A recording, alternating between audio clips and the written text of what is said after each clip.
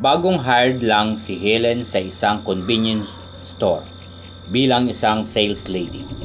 Malaking bagay sa kanya ang trabahong iyon dahil mag-isa lang niyang binubuhay ang sarili at kailangan niya ng trabaho upang mabuhay. Madali namang natutunan ni Helen ang trabaho dahil na rin sa kanyang tiyaga at determinasyon. Pangarap niyang makabalik sa pag-aaral sa kolehiyo kahit na malapit nang lumagpas ang edad niya sa kalendaryo. Kaya naman nag-iipon siya mula sa sahod niya sa trabaho para makabalik sa pag-aaral. Madalas na ma-assign na panggabi si Helen sa store. Kaya naman palagi siyang puyat. At sa umaga ay nagtitinda pa siya sa palengke ng mga gulay, pandagdag kita. Wala siyang tigil sa pagtatrabaho para mabilis siyang makapag-ipon at makabalik sa pag-aaral. Hanggang isang araw ay pinatawag si Helen ng manager ng store. Simula ngayon, hindi na pwedeng pumasok ang mga pulubi dito sa convenience store. May mga item na nawawala at nakikita sa CCTV na yung mga pulubing labas-pasok dito sa store ang kumukuha ng mga item sa stand. Ang sabi ng manager. Opo ma'am, masusunod po. Nakayukong sabi naman ni Helen. At sa shift mo, nangyari ang pagnanakaw ng mga pulubi. Ginagawa mo ba talagang trabaho mo? Paano nakalampas sa iyo ito? Kapag naulit pa ito, I'm sorry to say, pero tatanggalin kita, Helen. Banta ng manager at nanlaki ang mga mata ni Helen sa takot at gulat. Hindi siya pwedeng mawala ng trabaho dahil hindi pa sapat ang ipon niya. Sorry po talaga, hindi na po maulit. Pag-iigihan ko na po sa susunod. Paulit-ulit na sabi ni Helen. Ayoko nang tatanga-tanga dito sa store. Sana hindi na maulit. Naintindahan mo? Sigaw ng manager at narinig iyon ng mga kasamahan niya sa trabaho. Ang ilang staff sa store, sa inventory at cashier. Kaya naman napahiya siya. Pagsapit ng break time ay umiyak na lang si Helen sa comfort room dahil sa kanyang pagkapahiya at dahil na rin sa napagalitan siya, pero tuloy pa rin ang trabaho. Panggabi pa rin si Helen. Isang gabi ay malakas ang buhos ng ulan sa labas ng store na para bang bumabagyo. Nakatingin si Helen sa labas.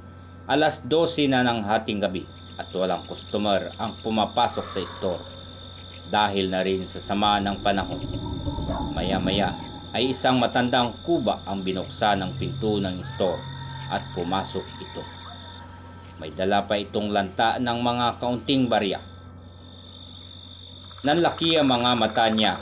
Hindi iyon maaaring makita ng manager na makapasok, kundi lagot na siya at matatanggal na siya sa trabaho. Kaagad na lumapit si Helen sa matandang kuba na nasa may pinto at hinarang niya ito. Pasensya na po, pero di po kayo maaaring pumasok dito sa store. Ani ni Helen. Ano ba? Bakit hindi? Ang lakas ng ulan.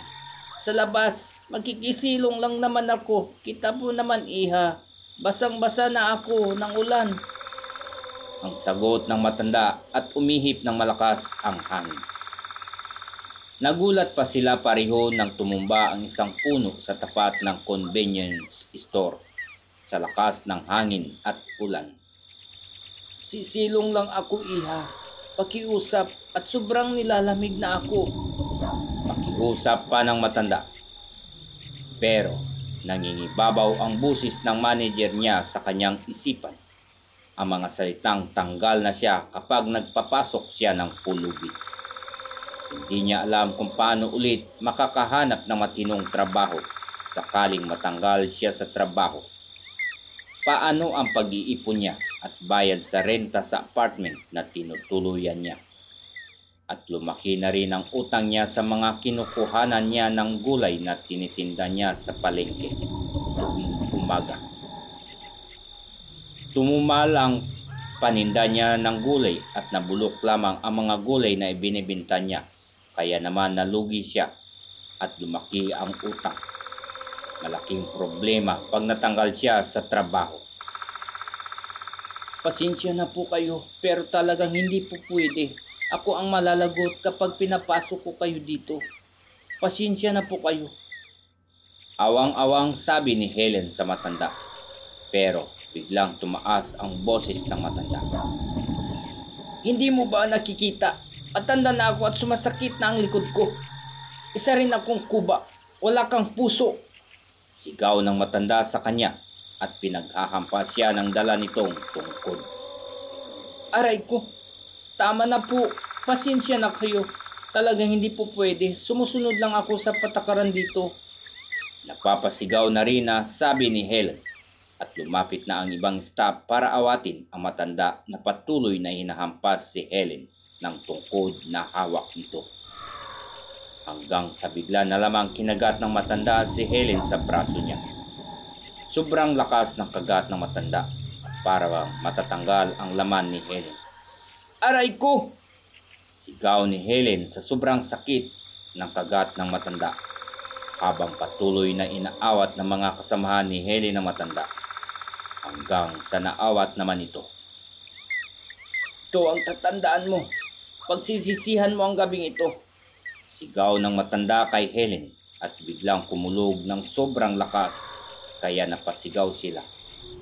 Kinakladkad naman ang matanda palabas ng store at kagad na ginamot ng mga kasamahan niya ang kagat ng matanda dahil dumugo ito at bumakat ang ngipin ng matanda.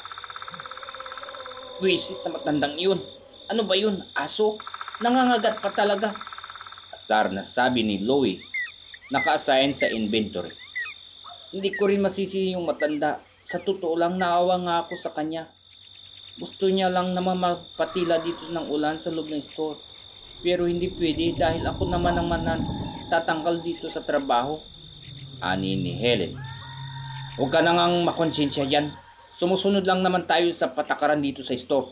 Siyempre, empleyado lang tayo. Ani ng isa pa niyang kasamahan. Matapos ang shift niya ay antok na si Helen. Kaagad siyang pumara ng jeep para makauwi na at makatulog na dahil kinagabihan ay duty na naman siya sa store.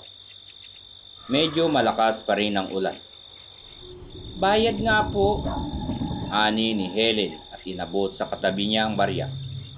Nagulat na lang si Helen nang hawakan ng mahigpit ang kamay niya ng katabi at nang tingnan niya ang muka ng katabi ay napasigaw siya dahil iyon ang matandang kuba na nagpupumilit pumasok sa store. Nakangisi pa ito sa kanya at kita niya ang mga bulok ng ngipin nito kaya naman napasigaw siya ng malakas. Ah! Bitawan mo ako! Pagsisigaw ni Helen. Miss, okay ka lang ba? Anong nangyayari sa'yo? Sabi naman ng katapat na pasahero at nang muli niyang tignan ng katabi ay nagbago na ang mukha nito. Hindi pala iyon ang matanda. Tela ba nagkaroon siya ng guni-guni? So sorry po, akala ko kasi ang ibig kong sabihin, napagkamalan ko lang po kayong ibang tao. Nanginginig na sabi ni Helen. Ayos lang ba kayo dyan? Ano bang problema? Sabi naman ng driver na tuloy sa pagmamaneho. Para po sa tabi lang. Ani ni Helen dahil nakarating na agad siya sa babaan. Nagmamadali si Helen sa paglalakad. Sinampal-sampal niya ang sarili niya dahil hindi siya makapaniwala sa nangyari. Tingin niya ay dala lang ng pagod at antok. Nang makauwi siya ay agad siyang nagpahinga. Hindi na siya kumain pa dahil sa sobrang antok at natulog na lang siya kaagad. Nang magising siya ay mabigat ang kanyang pakiramdam, lalo na sa kanyang kaliwang braso, at nang tignan niya ang braso ay halos manginig siya sa takot at nanuyo ang kanyang lalamunan. Dahil nangingitim ang kagat ng matanda sa braso niya. Mayroon din itong parang tubig na umaagos at mga nana. Mabigat at makirot ang pakiramdam sa sugat na iyon. Kaagad na bumangon si Helen at hinugasan ito. Nanginginig siya at takot na takot habang hinuhugasan ang kagat. Tinitigan niya itong mabuti at halos matumba siya sa kinatatayuan niya nang maglabasan ang napakaraming matatabang uod mula sa sugat na kagat ng matanda. Umiiyak na si Helen sa sobrang takot habang hinuhugasan sa gripo ang sugat niya na patuloy na may lumalabas na mga uod. Bakit ayaw alis ang mga uod? Please lang, maubos ka na. Frustrated at takot na sabi ni Helen, at nang mapalingon siya salamin sa pader ng lababo ay napasigaw na lang siya nang makita ang refleksyon ng matandang kuba sa likod niya. Sa takot niya ay nagsisigaw siya at halos mangisay sa sobrang panginginig. Nabato niya rin ng hawak na sabon ang salamin at sa lakas ay nag-crack ang salamin. Nang lumingon naman sa likuran si Helen ay wala naman ang matanda. Tingin niya ay nababaliw na siya kaagad. Siyang tumakbo papuntang kwarto at inilak ang pinto. Naupo siya sa kama at pinagmasdan ang paligid habang habol-habol ang hininga niya sa sobrang pagkasindak. Pagsisisihan mo ang ginawa mo. Rinig niyang bulong sa tenga niya, ngunit wala namang tao at sigurado siyang ang boses na iyon ay ang boses ng matanda sa store. Sumigaw si Helen sa sobrang takot, sabay bato ng unan sa ere at paulit-ulit niyang naririnig yun. Tama na! Sigaw ni Helen. Dahil sa pangyayari ay hindi na nakapasok pa si Helen sa trabaho dahil tuwing lalabas din siya ng bahay ay lahat ng nakakasalubong niyang mga tao. Pagtitingin siya sa mukha ng tao ay mukha ng matandang kuba sa store ang nakikita niya. Kaya para siyang baliw na kumakaripas ng takbo pabalik ng apartment. Ilang araw na siyang nagkukulong sa apartment niya at hindi na niya sinasagot ang mga tawag ng manager at katrabaho. Halos hindi na rin kumakain si Helen at ang kanyang sugat na kagat ng matanda ay lumaki at kumalat sa buong braso. Pababa sa kamay niya, parang nabulok na ang braso niya. Patuloy din sa paglabas sa mga uod sa kanyang sugat. Hindi na rin siya nakakatulog, kaya naman lumaki ang eye bags niya at sobrang payat na niya. Hanggang isang araw, pagising niya ay namimilipit siya sa sobrang sakit ng kanyang likod. Pero pinilit niyang bumangon at pumunta sa salamin. Halos panawan siya ng ulirat na makitang may malaking bukol siya sa likod. Tila naging kuba na rin siya gaya ng matanda.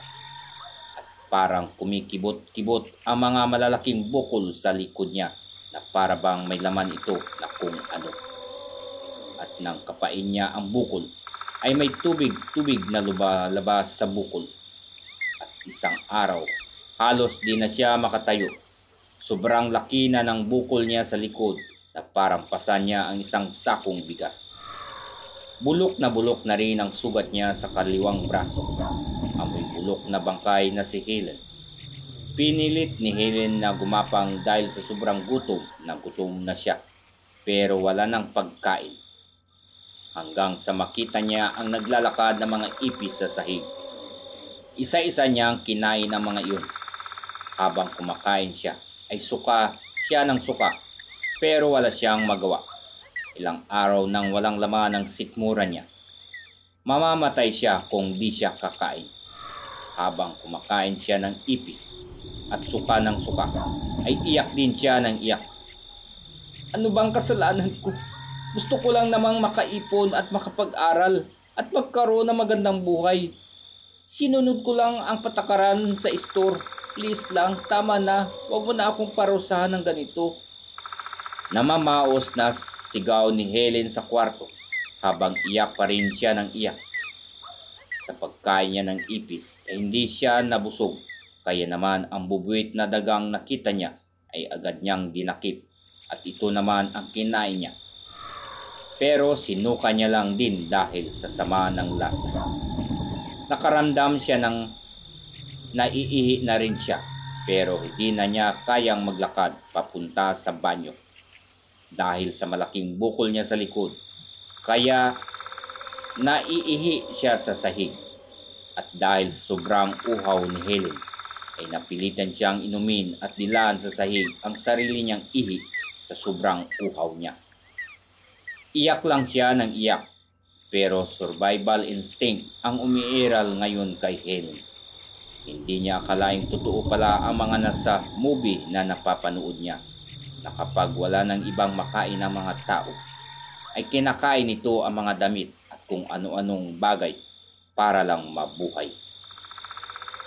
Hindi ko na kaya. Ayoko na. Sigaw ni Helen habang umiiyak pa rin hanggang isang malakas na kalabog ng pinto sa sala ang narinig ni Helen. At nakita niya ang mga kasamahan niya sa trabaho. Agad siyang sinaklolohan ng mga ito. Diyos ko, Helen, ano nangyari sa'yo? Gulat at mangiyak-ngiyak na sabi ni Pamela. Butot balat na lang kasi si Helen. Bulok na ang kaliwang braso niya na may kagat ng matanda at hindi niya ito maigalaw at may malaking bukol na halos kasing bigat ng isang sakong bigas sa kanyang likod. Nakadapa na lang siya sa sahig. Kaagad na sinaklolohan si Helen ng mga kasamahan niya at dinala sa ospital. Pero wala daw sakit si Helen. Hindi alam ng mga doktor kung bakit nagkaganoon si Helen. Hanggang sa dinala nila sa isang manggagamot at albularyo si Helen. At doon nila nalaman na kinulam si Helen ng matanda. Nagtawas ang albularyo at ipinatak ang tulo ng kandila sa isang tubig.